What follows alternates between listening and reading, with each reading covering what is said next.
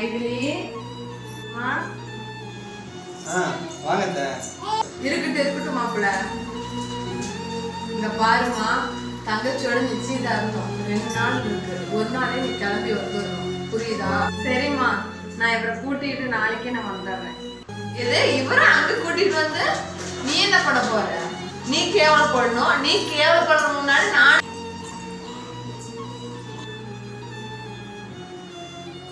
நானும் கேவலப்பட்டு நிக்கணும். இவரெல்லாம் நீ கூட்டிட்டு வர. அப்படி இவரை கூட்டிட்டு நினைச்சா நீ கண்டிப்பா வந்து நிச்சயதார்த்தத்துக்கு வராது. அவ்வளவுதான், நான் வரேன்.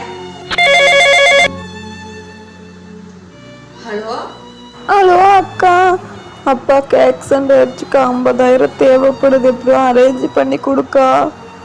ஓ சரிடி, நீ எதுக்கும் கவலைப்படாத. நான் எப்படியாவது அவர்கிட்ட